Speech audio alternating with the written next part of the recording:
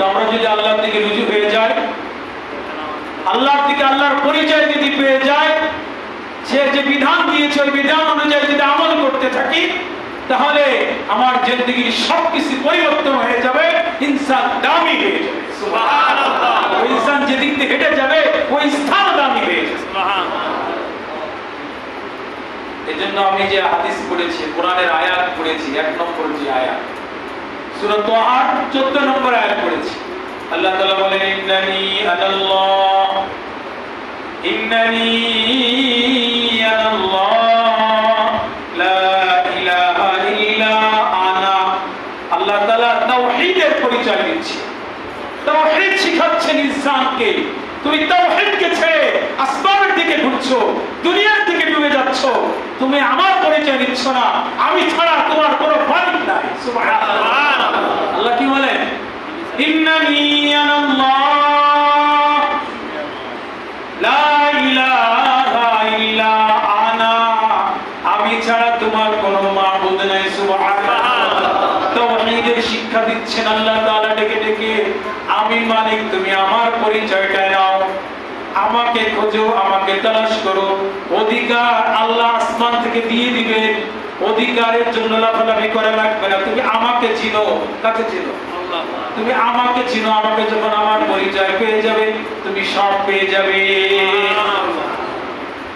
ইন্নানি আনাল্লাহ, নিশ্চয় আমি আল্লাহ, নিশ্চয় আমি আল্লাহ।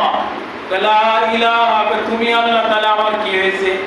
মুসা আলাইহিস সালাম তুর পাহাড়ে যাচ্ছে। কোথায়? তুর পাহাড়ে যাচ্ছেন।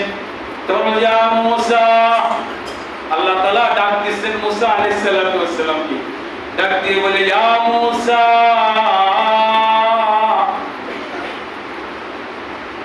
ফাখলা'না আলাইক ইন্নাকা বিল ওয়াদি মুকদ্দাসি তুওয়া। হে মুসা, তুমি পবিত্র স্থানে যে যাবে, তোমার জুতা খুলে তারপরে প্রবেশ করো। তার মানে আল্লাহর ঘর পবিত্র স্থান, এখানে জুতা খুলে কি করতে হবে? প্রবেশ করতে হবে। বলে তুর পাহাড়ে ওই ওয়াদিতে তুমি যাচ্ছ, পবিত্র স্থানে। তার কারণ হলো মুসা আলাইহিস সালামের পায়ে যে জুতা ছিল, যে চামড়ার জুতা ছিল, এজন্য চামড়ার জুতা পরা সুন্নাহ। সুবহানাল্লাহ। চামড়ার জুতা পরা কি? সুন্নাহ। মুসা আলাইহিস সালামকে বলেন, ফাখলা'না আলাইক, জুতা খোলো। বলে জুতা এর ভিতরে নাপাক আছে। কি আছে? নাপাক। এইজন্য খুলতে বলতেছে। ফাখলা'না আলাইক, বলে বুঝলাম, জুতা খুলবো। ইয়া মুসা বলে আমাকে ডাক দিয়েছে। তুমি কে? মান হুয়া, তুমি কে? আমি তো কাউকে দেখি না। এদিকে তাকায়, ডান দিকে তাকায়, বাম দিকে তাকায়, কাউকে দেখে না, ঘুরে ঘুরে তাকাচ্ছে। যে আমাকে ইয়া মুসা বলে কে ডাক দিল? তখন আল্লাহ বলেন, ইন্নানি আনাল্লাহ। সুবহানাল্লাহ। বলে নিশ্চয় আমি আল্লাহ ডাক দিয়েছি। তো এইভাবে আবার তাকাচ্ছেন, আবার তাকাচ্ছে, কোন দিক থেকে আসে? কোন দিক থেকে দেখে না। ইন্নানি আনাল্লাহ, তুমি ডাক দিয়েছো, তুমি নিশ্চয় আল্লাহ। তো আমার কি? মুসা আলাইহিস সালাম এইভাবে বলতেছে, তা আমার কি? তুমি আল্লাহ তো বুঝছি, তুমি আল্লাহ, তা আমার কি? বলে যে আমি হলো কি জানো? বলে লা ইলাহা ইল্লা আনা, আমি ছাড়া তোমার কোনো মাবুদ নাই। এই কথা তুমি স্বীকার করতে দাও। সুবহানাল্লাহ। আমি ছাড়া তোমার কোনো কি নাই, মাবুদ নাই। এটা যদি তুমি করতে পারো, তাহলে দুনিয়ার আসবাব মাটির থেকে একেবারে নিম্ন দাম হয়ে যাবে, আর তোমার দাম বেড়ে যাবে। সুবহানাল্লাহ। ইন্নানি আনাল্লাহ লা ইলাহা ইল্লা আনা, বলে বুঝলাম তুমি ছাড়া আমার কেউ নেই। তো আমার কি কাজ? সুবহানাল্লাহ। তুমি ছাড়া যদি আমার কেউ না থাকে, তাহলে তুমি তো আমার। তুমি যদি আমার হয়ে থাকো, তাহলে আমি তোমার জন্য কি করব বলো? বলে কাজ আছে। কাজটা হলো ফা'বুদনি, আমার ইবাদত করতে হবে। সুবহানাল্লাহ। আমার স্লোগান দিতে হবে। আমার স্লোগান কি? আল্লাহ। আমার স্লোগান কি? আল্লাহ। বলে বলেন আল্লাহ। বলে ফা'বুদনি, আমার ইবাদত করতে হবে, তোমার কাজ। তো ইবাদত কিভাবে করব? প্রশ্ন করতেছেন, আমি ইবাদতটা কেমনে করব? ফা'বুদনি, বলে ওয়াকিমিস সালাতা লিযিকরি, বলে আমার স্মরণে, আমার জিকিরে তুমি ঈমানের পরে কালেমার পরে কি নামাজ। আগে কালেমা শিক্ষা দিয়ে তার ঈমান আনছে। বলে নামাজ পড়লেই হবে না, তোমার ঈমান আনতে হবে, এরপরে নামাজ পড়ো। ঈমান আনো, কোরআন শরীফ পড়ো। ঈমান না এলে তুমি কোরআন শরীফ জানলে ওয়ালা, তোমার ওই কোরআন শরীফ কোনো কাজে আসবে না। অনেক হিন্দুরা আছে কোরআন শরীফ পড়ে, আছে না? অনেক হিন্দুরা, ওদেরকে একটা বউতা লাগতেছে, এটা বিচার করতে গেছিলাম।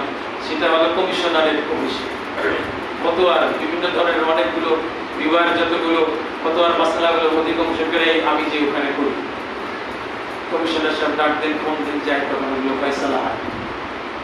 তো ওখানে বসে উনি না হলে 10 বার মনে হয় মোহাম্মদ সাল্লাল্লাহু আলাইহি ওয়াসাল্লামের নাম নিয়েছে সরাসরি। কিন্তু হিন্দু, কিন্তু কি ওরা এর সব হবে না, সব হবে কোন সব হবে না। ইন্নানি আনাল্লাহ, আমি আল্লাহ ছাড়া আর কেউ নেই, এই কথাটার বিশ্বাস যতটুকু পর্যন্ত না হবে, যত সবের কাজ করুন না গেল, কোনো কিছু হবে না। বলে ঘোড়ার টিম, কি ঘোড়ার টিম? ঘোড়ার টিম আছে নাই? নাই, মানে হবেই না। ইন্নানি আনাল্লাহ লা ইলাহা ইল্লা আনা ফা'বুদনি, আমার ইবাদত করো। আকিমিস সালাতা লিযিকরি, আমার শরণে নামাজ পড়ো। আমার শরণে কি? কালেমা, নামাজ, রোজা, হজ, যাকাত, সব কিছু। ঈমানের পরে প্রধান কাজ কি? নামাজ। নামাজ পড়ো, নামাজ। আচ্ছা, কয়জন নামাজ পড়ে আমাদের মহল্লায়? কতগুলো ঘর আছে? যদি মসজিদে চাঁদা দেয় 200 ঘর, মানুষ আছে 400, মানুষ আছে কত? 400। এটা উদাহরণ দিলাম। কত মানুষ আছে না? আজকে জুমার দিন দেখেন এই যে নিস্তালা সব ভরেছে। এই মানুষগুলো তো এই মহল্লাইতে থাকে না অন্য কোথাও থাকে? রাত্রে কি সবাই ঘুমায় না? এই মানুষগুলো কি রাত্রে ঘরে ঘুমায় না? তাহলে কয়জন মানুষ আমরা নামাজ পড়ি? কয়জন মানুষ নামাজ পড়ি? 10% পর্যন্ত, 10% মানুষ নামাজ পড়ে। তাহলে এই যে সর্বপ্রথম আল্লাহর পরিচয় পাওয়ার পরে কি কাজ? নামাজ পড়ো। ওয়াকিমিস সালাহ, নামাজ পড়ো। লিযিকরি, আমার শরণে। এটা আরেকটা ব্যাখ্যা হলো মাঝে মাঝে আমাকে স্মরণ করো। সুবহানাল্লাহ। ওয়াকিমিস সালাতা লিযিকরি, আমরা বলি না বন্ধুর সাথে যদি পরিচয় থাকে আগের থেকে যদি পরিচয় থাকে, তাহলে বলি তুই একটু খালি মিস কল দিস। কি বলি? মিস কল দিলে আমি বুঝবো যে তুই কল দিয়েছিস। আল্লাহ বড় একটা বাচন ভঙ্গি দিয়ে বলতেছেন, তোমার সাথে তোমার পরিচয় হয়েছে, মাঝে মাঝে একটু স্মরণ করো। সুবহানাল্লাহ। ওয়াকিমিস সালাতা লিযিকরি, কয়বার স্মরণ করতে হবে? 5 ওয়াক্ত স্মরণ করতে হবে। দেখেন হাতটার দিকে তাকায় দেখেন, কয় ওয়াক্ত নামাজ? 5 ওয়াক্ত নামাজ। এটা হলো ফজরের নামাজ। এটা কিসের নামাজ? ফজরের নামাজ। ফজরের নামাজের পর থেকে নিয়ে ফজরের নামাজ রাত্র, এটা কি? সেটা কি? ঈশা। এটা কি? ঈশা। ঈশার নামাজ। ঈশার নামাজের পর থেকে ফজর পর্যন্ত পুরো লম্বা সময়। ফজর থেকে আবার যোহর পর্যন্ত আবার লম্বা সময়। এই যে 5 হাত দিয়েছে আল্লাহ তাআলা, এটার ভিতরে আল্লাহর পরিচয় আছে। এর ভিতরে কি আছে? আল্লাহর পরিচয় আছে। আল্লাহ আসলে দেখেন না, আলিফ লাম লাম, এই যে খাড়া দেব, এই যে আল্লাহ। আল্লাহ যখন সৃষ্টি করেছেন, আল্লাহ তাআলার সিল আমার ভিতরে দিয়ে তৈরি করে দিয়েছে। সুবহানাল্লাহ। বলে যে এটা আমার তৈরি। এটা কিসের তৈরি? এটা আমার তৈরি, আমার কারখানা। এটা কি হয়েছে? তৈরি হয়েছে। তাহলে পরিচয়টা কার দিতে হবে? আল্লাহর পরিচয়। আল্লাহর পরিচয় দিলে বলে যে দ্বিতীয়বার যখন আমার সাথে তুমি কথা বলবে, প্রথম তো ঈমান এনে পরিচয় হয়ে গেছে, বলে খালি মিস কল দিলে হয়, আমি তোমারটাকে সাড়া দিব। সুবহানাল্লাহ। ওয়াকিমিস সালাতা লিযিকরি, তো ফজরের নামাজ পড়লাম। ফজর থেকে যোহর পর্যন্ত লম্বা সময়। দেখছেন কত তফাৎ? ফজর থেকে যোহর পর্যন্ত অনেক লম্বা সময়। বলে ফজরের নামাজ পড়ার পরে লম্বা সময় তুমি কাজ করবে। কি করবে? রিজিকের জন্য তুমি খুঁজবে। এই রিজিকের পরে আবার যোহরের সময় ওযু গোসল করে এসে তুমি নামাজে শামিল হবে। কিসের নামাজ? যোহরের নামাজ পড়বে। ওয়াকিমিস সালাতা লিযিকরি, মাঝে মাঝে স্মরণ করবে। ফজরে স্মরণ করেছে, এখন যোহরে এসে আবার কি করবে? স্মরণ করবে। যোহরের থেকে আসর পর্যন্ত বেশি ব্যবধান আছে? বেশি ব্যবধান না, 2-3 ঘন্টা পরে। এরপরে কি আবার আসরের নামাজের সময় এসে আবার স্মরণ করবে ওয়াকিমিস সালাতা লিযিকরি। আসরের পরে মাগরিব, মাগরিবের পরে কি ইশা, ইশার পরে আবার দীর্ঘ সময় ফজর, সারা রাত তুমি কি করো? ঘুমাও। এইভাবে যদি 5 ওয়াক্ত তুমি নামাজ পড়ো আর আমাকে স্মরণ করো, তাহলে আমিও তোমাকে কি করব? কিভাবে স্মরণ করব? বলে তুমি এইভাবে 5 ওয়াক্ত যদি আমাকে স্মরণ করতে থাকো, তাহলে এই যে 5 ওয়াক্ত নামাজ সুস্থ অবস্থায় পড়েছো, হয়ে যেতে পারে তুমি অসুস্থ হয়ে গেছো, এখন তোমার নামাজ পড়ার শক্তি নেই। আল্লাহর রাসূল বলেন ওই যে সুস্থ অবস্থায় যে 5 ওয়াক্ত নামাজ তাকতিব অনুযায়ী মাঝে মাঝে স্মরণ করে করে আমাকে পড়েছিল, আল্লাহর রাসূল বলেন আল্লাহ তাআলা অসুস্থ অবস্থায় সে নামাজ পড়তে পারছে না, তাকে তাহাজ্জুদের নামাজের হিসাব করে তার আমলনামায় লেখা হবে। এজন্য আল্লাহর রাসূল বলেন, আবু হুরায়রা রাদিয়াল্লাহু তাআলা বলেন থেকে বর্ণিত হাদিস, আউয়ালু মা ইউহাসাবু বিহিল আবদু ইয়াউমাল কিয়ামাতি আস-সালাত। বলে কিয়ামতের ময়দানে সর্বপ্রথম নামাজের হিসাব হবে। কিসের হিসাব? পাঁচটা রুকনের মধ্যে 1 নম্বর হলো কালিমা, এরপরে কি? নামাজ। বলে এই নামাজের প্রথম হিসাব হবে আউয়ালু মা ইউহাসাবু বিহিল আবদু ইয়াউমাল কিয়ামাতি আস-সালাত। আল্লাহ রাসূল বলেন ফাইন সালাহাত সালাহা সাইরু আমালি। যদি কারোর নামাজ শুদ্ধ হয়ে যায়, যদি কারোর নামাজ সুন্দর হয়ে যায়, যদি কারোর নামাজ বিশুদ্ধতম নামাজ হয়, কি নামাজ? সুন্দর এবং বিশুদ্ধতম নামাজ হয়, সাইরু আমালি, তার সব আমলগুলো সুন্দর হয়ে যাবে। সুবহানাল্লাহ। তাহলে নামাজ যদি সুন্দর হয়, সব কিছু কি হয়ে যাবে? সুন্দর হয়ে যাবে, সব কিছু ব্যবস্থা সুন্দর হয়ে যাবে। ফাইন সালাহাত সালাহা সাইরু আমালি ওয়া ইন ফাসাদাত।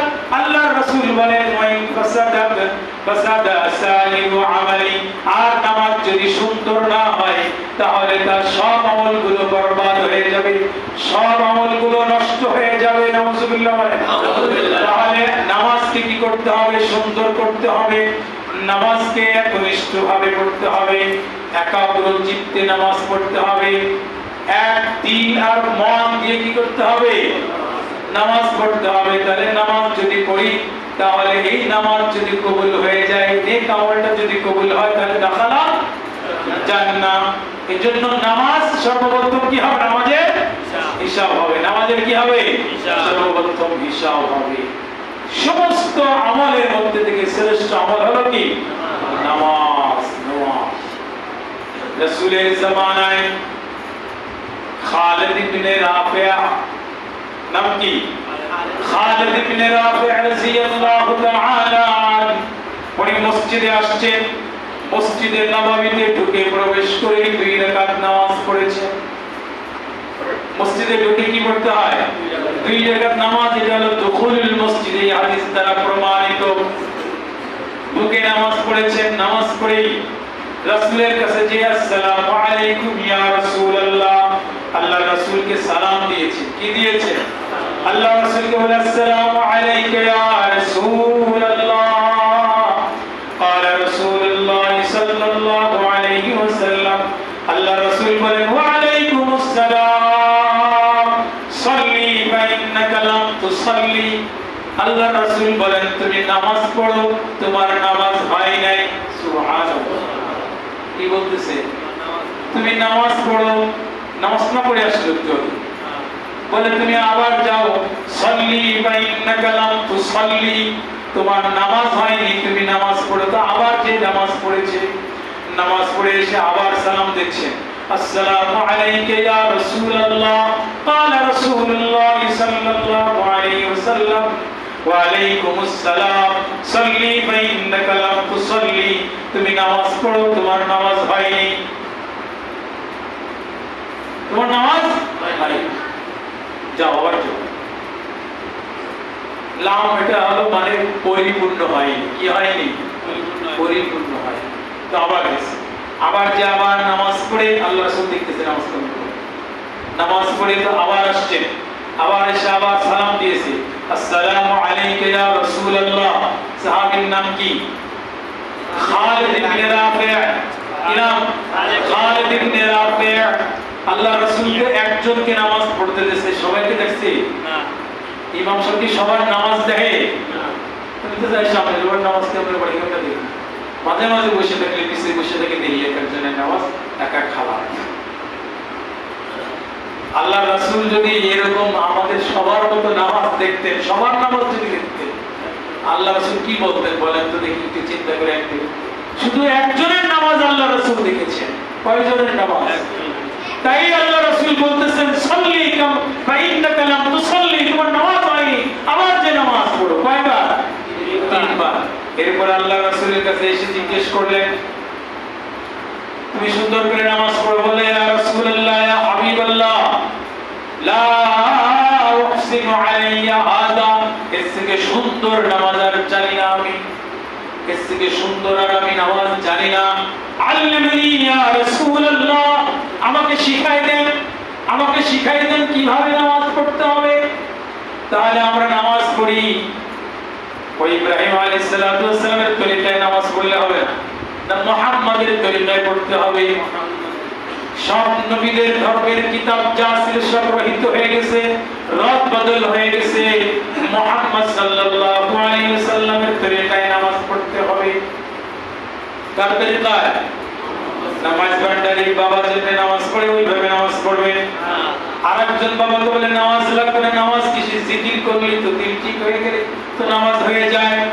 নাউজুবিল্লাহ বলে, জিকির করলে নামাজ হয়ে যায়। বলে এরকম নামাজ না। আল্লাহ রাসূল যদি এই জামানার নামাজ দেখতেন, কত যত সিজদায় পড়ে যায় পাঁচ সামনে থেকে।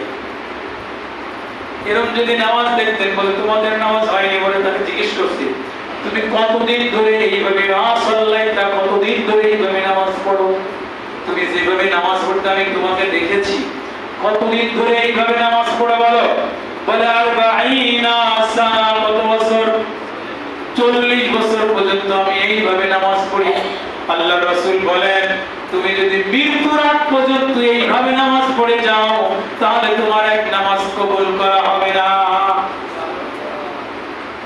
আল্লাহ রাসূল একজনের নামাজ দেখেই বলছে, আমাদের দেশের যে নামাজের হালাত, এক একজনের নামাজের হালাত এক এক রকম। তো বলে দুখুলুল মসজিদ করি, কি বলি? সময় না সময় আসি দাঁড়ায় নামাজে দাঁড়ায়, আসরের সময় দিয়ে নামাজ পড়ে, আসরের নামাজের পরেও কি করে? কি পড়ে? দুখুলুল মসজিদ, বাকরু হারাম, বাকরু তাহরিম, এসব নামাজ পড়া যাবে না। মাকরু এবং নিষিদ্ধ সময় দুখুলুল মসজিদও পড়া যাবে না। হ্যাঁ, তবে তরিকা আল্লাহ রাসূল শিখিয়ে দিয়েছে। সুবহানাল্লাহ বলেন, সুবহানাল্লাহ আলহামদুলিল্লাহ ওয়া লা ইলাহা ইল্লাল্লাহ আল্লাহু আকবার। আল্লাহ রাসূল বলেন সময় নেই তোমার, কিন্তু তামান্না আছে যে আমি কি পড়ব?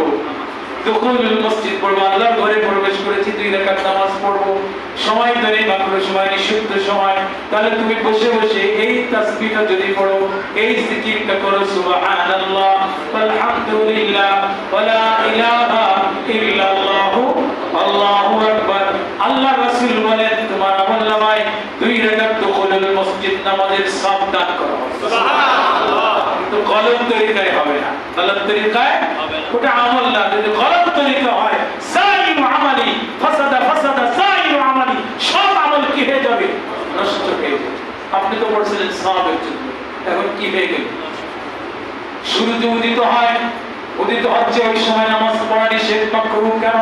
বলে ওই সময় শয়তান সূর্যের সামনে এইভাবে হাতকে 2 ডানার মতো করে এইভাবে দাঁড়িয়ে থাকে, আর এই সময় নামাজ পড়লে যেন সে সূর্যকে সিজদা দিচ্ছে, এর ভিতরে সাবিল সাদৃশ্য হয়ে যায়, এজন্য নিষেধ আছে। মাকরুহ সময়, নিষিদ্ধ সময়, ঠিক দুপুরের সময়, এই সময় নামাজ পড়া নিষেধ। আল্লাহ রাসূল বলেন সাল্লু কামা রাআইতুমুনি ইউসাল্লি, তুমি আমাকে যেভাবে দেখো নামাজ পড়তে, এইভাবে নামাজ পড়বে। সুবহানাল্লাহ। আল্লাহ রাসূলকে যেভাবে দেখেছেন, সাহাবী বলেন ওইভাবেই নামাজ পড়তে হবে। আল্লাহ রাসূল যেভাবে হাত পেতেছেন, যেভাবে কিরাত পড়েছেন, যেভাবে রুকু দিয়েছেন, যেভাবে সিজদা দিয়েছেন, যেভাবে সুন্নাত তরিকায় পা রেখেছেন, ওইভাবে আমি আপনি হিসাব করেন আজ থেকে 1930 সালে যে গাড়ির মডেল ছিল ওই মডেল এখন কি রকম মডেল আছে না আরো উন্নত হয়েছে? 1950 সালে এসে ওই দেখা যায় আপনি 1930 সালে যে নামাজ পড়েছিলেন এখন 2024 এসে ওই নামাজ, আগের নামাজ আর এখনের নামাজ সাওয়া সাওয়া। ওই নামাজ আর আগের নামাজ এখনো একরকম আছে, কিন্তু বাড়ির ডিজাইন পরিবর্তন হয়েছে, জায়গার পরিবর্তন হয়েছে। জায়গার কি আমি এই পয়েন্টটা আমার ভাইকে শোনাচ্ছিলাম যে আগের সময় কি করে আমরা যখন আমাদের যখন বিবাহ হয়েছে তখন তুমি আমাদের পাশের জমিটা দেখো একটা খাওয়া ছিল, এখন কি সে এনে 6 তলা 10 তলা বিল্ডিং, কয়তলা বিল্ডিং? বলে এটা তো পরিবর্তন হয়েছে, কিন্তু আমার আপনার জিন্দেগির কি পরিবর্তন হয়েছে, আমার নামাজের কি পরিবর্তন হয়েছে? আমি ওই 30 বছর আগে যেভাবে নামাজ পড়েছি এখন 60 বছর বয়স আমার নামাজ ওরকমই হচ্ছে। পরিবর্তন হয়েছে না কিরাত শুদ্ধ হয়েছে, না লিবাস পরিবর্তন হয়েছে, না কোনো সুন্নাতি লিবাস আমার ভিতরে আসছে? কি পরিবর্তন আসছে? আমার নিজেকে যদি আমি দাবি না করি তাহলে আমার দাম কমে যাবে আর এরকম গুলি করে করে মারবে আপনাকে। আসবাবকে ছেড়ে দিতে হবে, কি থাকতে হবে? দুনিয়ার শাইন সবচেয়ে গন্দিগি জিনিস, এটাকে ছেড়ে দাও, তুমি দিনকে গ্রহণ করো, তো তোমার দাম বেড়ে যাবে, আসবাবের দাম কমে যাবে। তখন এলান করা লাগবে এত দাম কে, এত দাম কে, এই চিল্লা চিল্লিয়া করা লাগবে, অটো সব চলতে থাকবে। এজন্য আমি যেমন আমার বাড়ির ডিজাইনকে পরিবর্তন করছি, আমার ঘরের পরিবর্তন করছি, সোনের ঘর ছিল টিনের ঘর, টিনের ঘর থেকে আমার বিল্ডিং করছি, বহুতলা ভবনে পরিণত করছি, ভালো টাকা হয়েছে দেখি সাধারণ টাইসই ভাঙিয়ে আবার টাইস করতেছে ঘরের।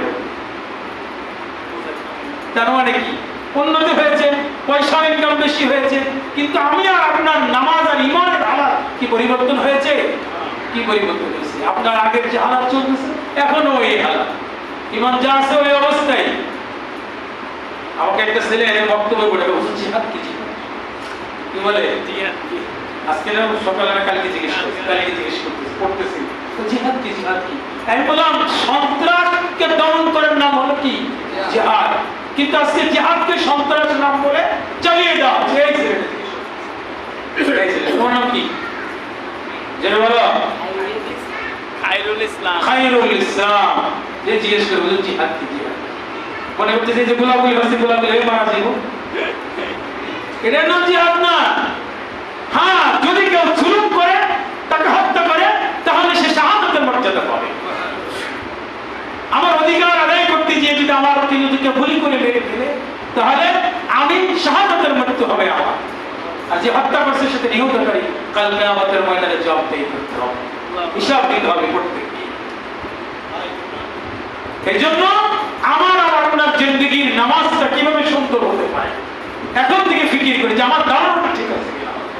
নামাজে আসে বলতে অনুযায়ী আমি দাঁড়াচ্ছি, নামাজ পড়তেছে তো অটোমেটিকলি হাত উঠতেছে, তো ঠিক মতো উঠছে না, তো নামাজে দাঁড়াইছে তো সূরা ফাতিহা অটো চলতেছে, কিন্তু এটা যে সুন্দর করতে হবে এই ফিকির আমার নাই। বলে স্মরণ করে কিভাবে পড়ে এখন উচ্চারণ হয় নাকি? আপনি যদি শিখতে শিখতে ইন্তেকাল করেন, তলবে ইলমের নামে আপনার কি নাম আসবে? তলবে ইলমের খাতায় আপনার নাম আসবে আর আপনাকে শাহাদাতের মর্যাদা দান করবে। এই জন্য ফিকির করে যে আমার নামাজ কিভাবে সুন্দর হতে পারে। সবাই খালি বলে হুজুর নামাজের বয়ান করে, নামাজের বয়ান করে, বয়ান করলে হবে? 30 বছরের জিন্দেগি সেই 30 সালের আর এখন চলতেছে 2024 সালে, কি পরিবর্তন আসছে? আপনি ফিকির করেছেন কখনো যে আমার এই জিন্দেগিটা পরিবর্তন করা দরকার, আমার লিবাস পরিবর্তন করা দরকার? শুধু পাঞ্জাবি পরলেই পরিবর্তন? পাঞ্জাবি নিচে যে ব্যবসা করছেন মনে করছেন যে খুব আল্লাহ আল্লাহ হয়ে গেছেন? না, ইমানের হালাত তো এরকম হলে ইমান এখন যদি গুলি মারে, ইমাম সাহেবের ধরতে আছে গুলি মারে, তা মুসল্লি একজনের পাওয়া যাবে, যে অন্ধ সে শুধু থাকবে, কে অন্ধ ওই থাকবে, ও তো আর চাইতে না, পরিবারে নিয়ে আসছে। এই জন্য নামাজ যে পড়ে, নামাজের বয়ান এখন থেকে নামাজের বয়ান শুরু হয়েছে, যে পর্যন্ত জানে যে কয় মাস পর্যন্ত নামাজই বয়ান করবে, সবাই এরকম মনে হয় 100 মানুষ আমাকে বলছে হুজুর নামাজ নামাজ সম্পর্কে একটু বলেন। নামাজ যে সম্পর্কে বলতেছি, এই নামাজ বলার অর্থ আমল করবেন তো ইনশাআল্লাহ। আমি এখন থেকে প্রত্যেকদিন কিন্তু পিছনে বসে থাকি, আমি দেখি সবার হালাত। একজন 2 বার করে বসে সিদ্ধা দিয়ে 2 বার করে বসে বসে এলো তার নামাজ। তো এমনি বসতেছে, পরে কে বলবে? পরে কে বলবে এটা? আর যদি বলে যে উস্তাদিগিরি করেন আপনি ভালো নামাজ পড়িয়ে মানতে হবে, আমলের নিয়তে আপনি আমল করেন তো ইনশাআল্লাহ হয়ে যাবে। যাতে নিজেকে পরিবর্তন করার চেষ্টা করেন তো আল্লাহ তাআলা সহজ করে দিবে। আলী রাদিয়াল্লাহু বলেন যে নামাজটা পড়েছে, এত একাগ্র চিত্তে নামাজ ছিল তার যুদ্ধের ময়দানে যে তীর তার পায়ের মধ্যে গিয়ে লেগে গেছে, কেউ খুলতে পারে না, ব্যথা অনুভব হয়। বলে যে ওনাকে এই সময় খোলা যাবে না, উনি যখন নামাজে দাঁড়িয়ে যাবে তখন তীরকে খুলতে হবে। উনি নামাজে দাঁড়িয়েছে, তীর খুলে ফেলেছে, এরপরে রক্তাক্ত বের হচ্ছে, এরপরে যখন হাত দিয়েছে দেখে রক্ত বের হয়। কিভাবে রক্ত বের হলো? তখন সাহাবায়ে কেরাম বলতেছিলেন যে আপনি নামাজ পড়তেছিলেন, ওই সময় আমরা তীরকে খুলে ফেলেছি। সুবহানাল্লাহ। কত 100 মনোযোগ ছিল নামাজে। আর আমার আপনার ইমাম সাহেবের কথাই চিন্তা করেন, নামাজে বললে কত ফিকির আসে, কত চিন্তা আসে, আসবে না?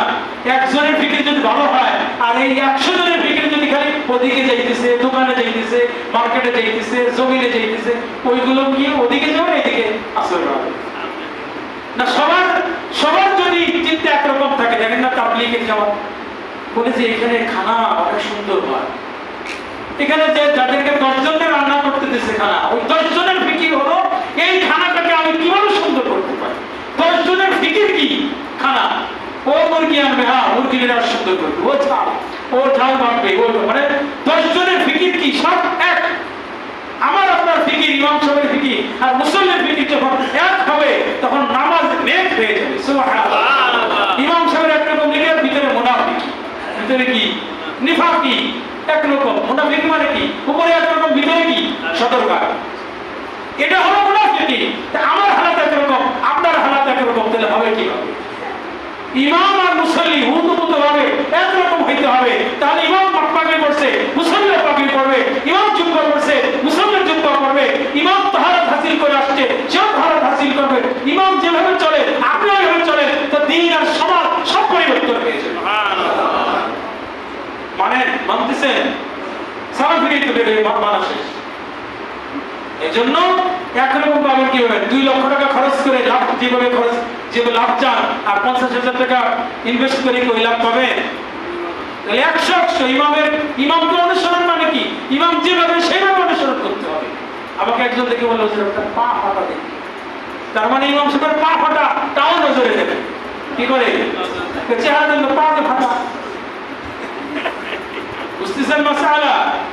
তাহলে ইমামের পা ফাটা এটাও যদি নজর করেন, তাহলে ইমামের যে আমলগুলো আছে ভালো, ওই আমলগুলো আপনি গ্রহণ করেন না, ওই আমলগুলো গ্রহণ করেন।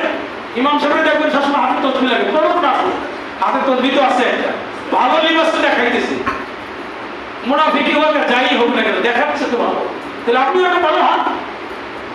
আল্লাহ তাআলা আমাদেরকে একাগ্র চিত্তে আরকান অনুযায়ী সাল্লু কামা রাআইতুমুনি উসাল্লি, আল্লাহ রাসূল যেভাবে নামাজ পড়েছে ওই তরিকায় নামাজ শিখি, নিজে নামাজে আমল করি, আমার আমলকে আরো সুন্দর করি, ডিজাইন করি, সুন্দর রং করি, তাহলে সিবগাতুল্লাহ আমার নাহসানু মিনাল্লাহ সিবগা, আপনি আল্লাহর রঙে রঙ্গিত হয়ে যাবে।